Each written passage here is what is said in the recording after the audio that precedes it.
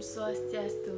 Perkenalkan, nama saya Putu Amardanastri dari kelas 12 MIPA 4 nomor absen 30. Pada kesempatan kali ini saya akan menjelaskan mengenai perkembangan politik pada masa demokrasi terpimpin, pembebasan Irian Barat, dan perkembangan ekonomi pada masa demokrasi terpimpin.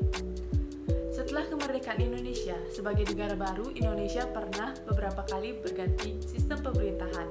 Setelah mencoba demokrasi liberal, Indonesia mengubah sistem pemerintahannya menjadi sistem demokrasi terpimpin. Nah, di sini saya akan menjelaskan kondisi politik Indonesia pada sistem demokrasi terpimpin.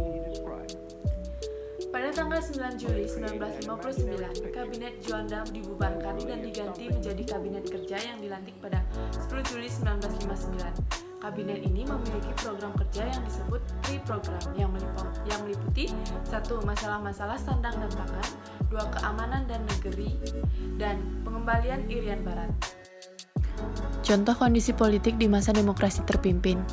Kebijakan dalam negeri. Yang pertama, pidato penemuan kembali revolusi kita. Dijadikan garis-garis besar haluan negara atau GBHN. Yang kedua, lewat sidang umum MPRS tahun 1963, Soekarno ditetapkan sebagai presiden seumur hidup. Yang ketiga, Soekarno membentuk MPRS dan DPAS yang dipilih langsung olehnya. Untuk DPAS diketuai oleh beliau. Yang keempat, Presiden membentuk DPR GR pada tanggal 25 bulan 6 1960 setelah DPR sebelumnya menolak RAPBN. Yang kelima, Partai Masyumi dan PSI dibubarkan karena pemimpinnya terlibat dalam pemberontakan PRRI atau Permesta. Yang keenam, dibentuk Front Nasional sebagai satu-satunya organisasi yang memperjuangkan cita-cita proklamasi dan UUD 1945. Dan bisa dilihat seperti gambar di slide berikut. Kebijakan luar negeri. Muncul istilah Old Devo atau Old Established Forces, negara-negara kapitalis yang cenderung kolonialis. Yang kedua, Nevo, New Emerging Forces atau negara-negara anti-kolonialis dan anti-imperialisme.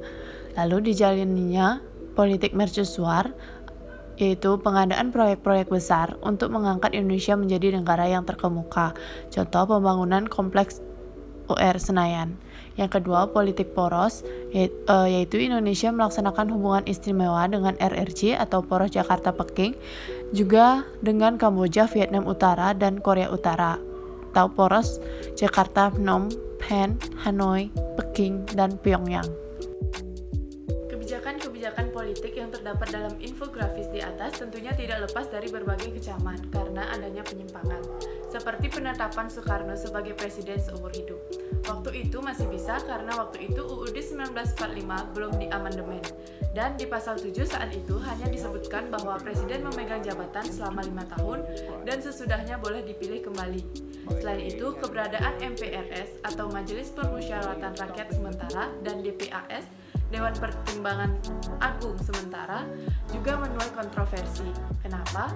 Tidak lain karena pembentukannya dibuat langsung oleh presiden, bahkan diketuai olehnya. Padahal seharusnya badan seperti MPRS dipilih melalui pemilu atau pemilihan langsung. Pembebasan dan pengembalian Irian Barat. Yang pertama, pada jalur diplomasi dilakukan melalui perundingan bilateral pada tahun 1951, sidang PBB pada tahun 1954, dan dukungan dari negara peserta KAA dan sidang Majelis Umum Menteri Luar Negeri RI pada tahun 1957. Yang B, konfrontasi ekonomi. Dilakukan upaya pemblokir kebutuhan Belanda di Indonesia seperti melarang media cetak dan film berbahasa Belanda, nasionalisasi perusahaan Belanda di Indonesia, pengalihan pusat pemasaran komoditi RI dan Rotterdam, Belanda ke Bremen, Jerman, dan lain-lain. Yang C, konfrontasi militer. Dilakukan pemutusan hubungan diplomatik dengan Belanda. Pada tanggal 2 bulan 1 1962, Soekarno membentuk Komando Mandala yang diketuai oleh Maijen Soeharto. Pada tanggal 15 bulan 1 1962 terjadi pertempuran di Laut Aru yang menewaskan Komodor Yosudarso. Pada tanggal 15 bulan 8 1962 dilakukan perjanjian New York, dan pada tanggal 19 bulan 11 1969 sidang umum PBB mengesahkan hasil PEPERA. Perkembangan ekonomi pada masa demokrasi terpimpin. Kondisi ekonomi pada masa awal demokrasi terpimpin sangat terpuruk akibat pemberontakan-pemberontakan yang terjadi. Untuk mengatasi keadaan ekonomi pada masa ini, sistem ekonomi berjalan dengan sistem komando, di mana alat-alat produksi dan distribusi yang vital harus dimiliki dan dikuasai negara atau minimal di bawah pengawasan negara. Yang pertama, pembentukan Dewan Perancang Nasional atau Depernas dan Badan Perancangan Pembangunan Nasional atau Bappenas. Upaya perbaikan perekonomian Indonesia dilakukan dengan pembentukan Dewan Perancang Nasional atau Depernas pada 15 Agustus 1959 yang dipimpin oleh Muhammad Yamin.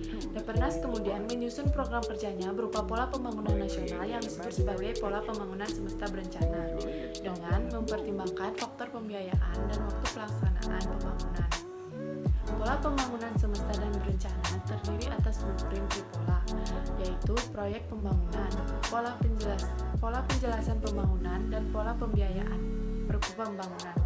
Pada tahun 1963 juga dibentuk Badan Perancangan Pembangunan Nasional atau Bappenas yang dipimpin Presiden Soekarno sebagai pengganti Depernas.